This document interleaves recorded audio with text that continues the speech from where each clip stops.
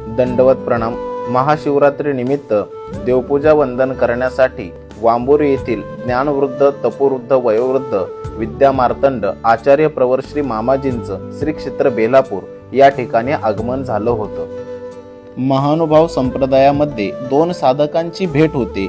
त्यावेळेस भेटीचा विधी आचरण्याची परंपरा महानुभाव संप्रदायामध्ये आहे।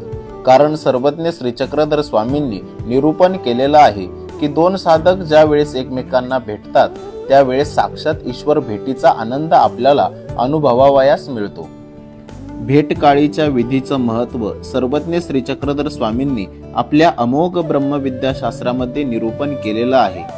विद्वत रत्न अधिकरणांच्या परमेश्वरीय साधकांच्या भेटीने आपल्याला आलेलं मलिनत्व दूर होऊन धर्माचरण करण्यासाठी आपण उजळतीला येतो।